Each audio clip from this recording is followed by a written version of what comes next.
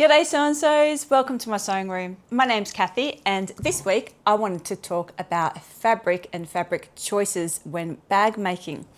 So when we're bag making, we often use cotton woven, cotton canvas, cotton drill, cotton duck, all the cottons, anything that pretty much doesn't have stretch in it. But we can also use vinyls and we can use corks and just a whole heap of other fun stuff. It's important though to pick the fabric for the project. You can't just say, I love this fabric, I'm going to make this bag out of it, because it might not work. So let's have a talk about that and also about pattern choices. And when I say that, I mean the pattern or print on the fabric.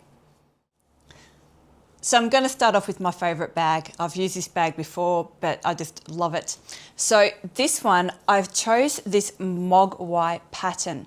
So if you have a look at the little guys, there is 1, 2, 3, 4. I fit 4 mogwais going that way. So with this vinyl, I wanted one that showed a lot of the print. So with the mogwais only being that big and the front of the bag being that big, it was a good ratio sizing that I think really worked really well. Now, in comparison, I actually wanted to use this one. Wait until you see this. How cute is that? Adorable. So when I bought this vinyl, I actually had it in mind for this project. But when I designed the bag and drew up my pattern pieces and everything else, this print was going to be too big. So I was going to get like 1.5 pussycats per panel. And it just would have looked funny. So that's where we really want to think about pattern sizing for our project. Now, one of my viewers, Lorraine, sent me some of the bags that she made, and she made the crossbody shoulder bag that we made a few weeks ago, and also the one-piece bag that I made a while ago. Now, I'll pop the photos up on the screen. Have a look at the shoulder bag that Lorraine made and her pattern choice with those flowers. It is perfect. I think she smashed that out of the park with that pattern choice. Now, it's nice and bright and vibrant and gorgeous, but the size of the print works so well with the size of the bag. So it's really important to keep that in mind. And then with the one-piece bag that she did that has the little, I think it's sushi, or it almost looks like Hello Kitty without the ears. It's super cute. And she managed to get all of the print. So if that sort of piece was the pattern piece to include all of the images was, say, that big, then she managed to fit that on the panel of the bag without missing out on half the characters like I would have done with this one. If I'd done that, I would have got 1.5 pussycats, but not necessarily all the rest of the detail. So Lorraine really smashed it out of the park with her fabric choices. And she did such a bang up job, especially on that shoulder bag. I just absolutely love the way she did that. So let's talk about when your bag is more than one piece, how you go about it. Now let's have a look at these ones. Now, if you're a Stephen King fan, you might get it. That's the carpet out of The Shining, and that is the wallpaper out of the bathroom scene. So, but these are great examples. So in these bags, this particular pattern, this is 2 different panels. So they were cut out differently. They're 2 different pattern pieces. So when you have something like that, it's important to line up your pattern so that it matches. Now I've got 2 examples where I did it right and then I did it wrong, so I can show you. So have a look at that one. Have a look at the top and bottom and how it lines up. My pattern lines up, so it's not wonky. I've got the top of this piece here is sitting here and the top piece of that piece is there. So it's lined up and in place. If you have a look at that purple, then it's all in a row. On this one, I went a little bit wonky. So if you have a look at that pattern and have a look along the bottom and then with the pattern along the top, it's just a little bit to the side where I didn't line it up perfectly. I mustn't have been paying attention that day. And it's actually off by about 1/2 inch. Now, if you weren't really looking for it, you might not notice it, but once you get a little bit better with your bag making or sewing in general, you're going to notice those little things. So really pay attention when you've got more than 2 pieces of matching up your pattern fabric, your fabric pattern as you go. Now let's have a look at a pattern piece along with some fabrics, and we'll pick out what fabric is going to work best for our pattern piece. So if we look at this particular print on this fabric, we have a lot going on and it's quite big. We have a pink and apricot flower here, pink and white and red and pink, and then all the blue stuff and leaves in between. So our print size is actually almost as big as what I have laid out here. So it really is quite a large print size.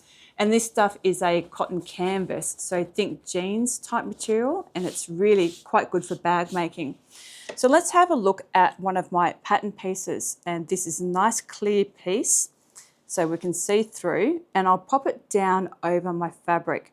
Now if I liked this flower, this little orientation here, and I wanted to use that, then I'll pop that over and have a look at what I have. Now if I do go with this one, I've got my nice flowers in the middle, but my seam allowance is going to come in a little bit, so it's going to get even closer. But I'm cutting off this blue flower here, I'm cutting off this pink one, I'm cutting off this one, I'm cutting off that one. I'm cutting off this little arrangement here, I'm going to be cutting off that flower, and then this little bit down the bottom. So I will have that nice bit in the middle, but I'll also have a lot that is cut off out of this sort of this design, like this piece here. So I don't know if that's really the best choice for that particular pattern piece. So let's have a look at the next one. So Sesame Street. Adrian and I just had a discussion whether or not Sesame Street are Muppets. I say they are still Muppets. He says they're not. So feel free to comment and tell Adrian that he's wrong. So let's have a look at this particular print first. So I can see that, like, if we take the big Elmo, where's Bert? Bert's there. So our print size is probably about that big, and then we have all the characters in there. So it's not particularly big, which is good. It's smaller than our pattern piece. So we'll put our pattern piece over the top and have a look at what we've captured within that pattern piece. So we've definitely got all of our characters. We can sort of move it around if we want someone central. So if I want Elmo smack bang in the middle there, I'd sort of tilt that and get that there. So everyone is in there, but there's a lot going on within that pattern piece. We've got a lot of it repeated going on. So it's a little bit busy, I think, for that particular pattern piece. It still would look really cute, and if someone liked Sesame Street and or Muppets, then you could definitely make that for them. But I think for this one, it's maybe just a little bit too busy. So let's have a look at the next one. So I love this fabric. I haven't made anything out of this one yet, and I really need to get a wiggle on and find something. Okay, so let's have a look at our monsters. So again, this is a really quite big print size. So let's find some references. The rainbow with the purple skull, rainbow with the purple skull, and this guy with the 3 eyes, and this guy with the 3 eyes. So our print size is about that big, which is really quite big, but our pattern piece is pretty big too. So let's put our pattern piece over the top of that and see what we get. So in the middle, I can pick something to have something quite central that I like. So this dude with the horns and the little green frog I really like. And maybe that pussycat is super cute too. Oh, I love all of them. Okay, so if I had it orientated, say there, then I've got to look at what I capture, but also what I miss. So if I want him in the middle, I'm cutting off the 3-eyed dude there and there. So he's not in there at all. Dracula's sort of cut off, and I quite like, oh, that's, what's that chick that Angela Jolie played? It's like Magnificent, but it's not. Anyway, something. That one, yeah. So I'd probably move that over a little bit there. Cool. So even though we're cutting some of the monsters off, I think that we still have enough central that this would actually work really well and be really interesting. there's a lot of colour, there's a lot of different shapes and images going on there, but I don't think it's overwhelming and just too much in your face like the Sesame Street guys. So I think that would make a really cute bag. So, you see me moving around and picking what piece I want. When I first started bag making, I would be, right, I need to get the most out of each piece of fabric, so I'm going to line that up like that, and I'm going to cut that piece out, and then I'm going to flip it over and get this piece here. And I mean, that works, but it's only fabric. I mean, some fabric can be expensive. I think this was around $20 a metre, and I'd probably get 4 pieces out this size out of it. But I want 4 quality pieces. I don't just want 4 sort of any pieces. And you can see the difference if I looked at some of the bags that I made when I first started learning compared to the ones I use now, even with the same patterns, you can tell the difference of when I first started and was just trying to get the most bang for my buck out of a piece of fabric compared to now where I'm being a little bit more thoughtful in my print choices. So have a think about that when you are using your pattern pieces and figuring out what fabric that you want to use and what print that you want to use. Now, this last one that I want to talk about is very individual. So there's really no right or wrong, but it's definitely something to think about with what you're going for. So think about, hard to say with the lisp, think about theme. Think about the theme, the style, the era, what your bag looks like, the shape of it, is it fancy, is it not fancy? What are you going to be using it for? So this one I made as a market bag. So something to take with you to the Sunday markets when buying all your little bits and pieces and, breads and jams and honeys and fruit and veg and whatever that you can just whack in there and have it sticking out and it doesn't matter. So with the sunflowers, it's very summery. It's a nice big print because it's a nice big bag. So that's why I went for that one. And then this pattern to me spoke more boho, more 60s, 70s, that type of era. It's loose, it's soft, it's squishy, it's not formal.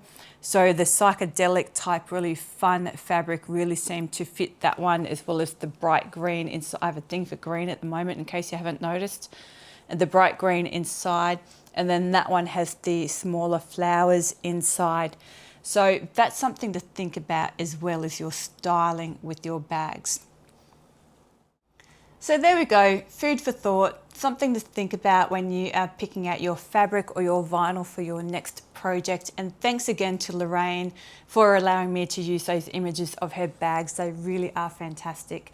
If you've got any tips or tricks or thoughts or anything else to add along with it, whack them in the comments down below. And if you'd like to send me pictures of your bags that you've made along with my tutorials or whatever you're working on, really, I'd really love that. So I'll pop my email up as well.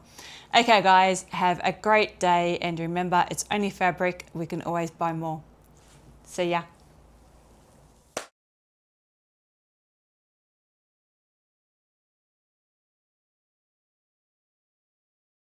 Bugger.